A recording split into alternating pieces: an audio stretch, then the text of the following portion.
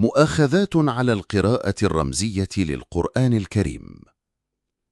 القراءة الرمزية أو التفسير الباطني أو الإشاري هي التي تتجاوز المعنى الحرفي الظاهر للآيات للبحث عن معان خفية ورمزية. ورغم أن لها مؤيدين إلا أنها تواجه انتقادات جوهرية من جمهور العلماء والباحثين، يمكن تلخيصها في النقاط التالية: 1. تقويض المعنى الظاهر وإلغاء النص. المؤاخذة: أكبر الانتقادات هي أن الغلو في الرمزية قد يؤدي إلى إهمال أو إلغاء المعنى الحرفي المباشر الذي هو الأصل. القرآن نزل بلسان عربي مبين، وهذا يعني أن ظاهره هو أساس الفهم الأول والمقصود للناس كافة. مثال: تفسير الصلاة بأنها مجرد اتصال روحي داخلي وليست الحركات الجسدية المعروفة، أو تفسير الحج بأنه رحلة إلى القلب وليس إلى مكة، هذا يلغي التشريع العملي. 2. غياب الضوابط المنهجية والوقوع في الذاتية. المؤاخذة: القراءة الرمزية تفتقر إلى ضوابط علمية موضوعية يمكن الاحتكام إليها، هذا يفتح الباب على مصراعيه لتأويلات ذاتية وشخصية لا حصر لها، حيث يمكن لأي شخص أن يسقط أفكاره الخاصة على النص القرآني ويدعي أنه المعنى الباطني. النتيجة: يصبح النص القرآني نصاً سائلاً وغامضاً، يفقد وظيفته كمرجع واضح للهداية ويتحول إلى مرآة لأفكار القارئ. 3. التعارض مع ثوابت الشريعة والعقيدة.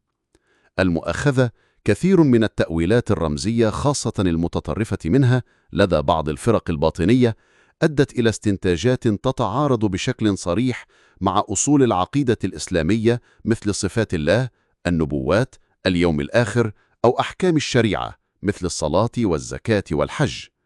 الخطر: قد تصل هذه القراءة إلى ما يسمى باستقاطة التكاليف، أي أن العارف بالمعنى الباطني لم يعد ملزما بالعبادات الظاهرة. 4. تحويل القصص التاريخي إلى أساطير رمزية. المؤاخذة خاصة بالقصص: عند تطبيق القراءة الرمزية على القصص يتم إفراغ هذه القصص من واقعيتها التاريخية وتحويلها إلى مجرد حكايات رمزية أو أساطير ذات مغزى. مثال: قصة موسى وفرعون لا تقرأ كحدث تاريخي واقعي، بل كرمز لصراع العقل موسى مع النفس الأمارة بالسوء فرعون. النتيجة: هذا يفقد القصة قدرتها على تقديم العبرة المستقاة من أحداث حقيقية وقعت لأمم سابقة، ويجعلها أشبه بالخيال الأدبي، وهذا يتنافى مع تقرير القرآن على حقيقة وقوع هذه القصص. 5. الفصل عن السياق التاريخي وأسباب النزول. المؤاخذة: القراءة الرمزية غالبا ما تتجاهل السياق التاريخي للآيات وأسباب نزولها، وهي أدوات أساسية لفهم مراد الله من كلامه. بالتركيز على الرمز المجرد يتم فصل النص عن زمانه ومكانه وبيئته التي نزل فيها، مما قد يؤدي إلى سوء فهم كبير. 6. النخبوية وجعل القرآن حكرا على فئة معينة. المؤاخذة: هذا النوع من القراءة يوحي أن الفهم الحقيقي للقرآن لا يتاح لعامة المسلمين، بل هو حكر على فئة خاصة من أهل الكشف أو العارفين الذين يملكون مفاتيح فهم الرموز.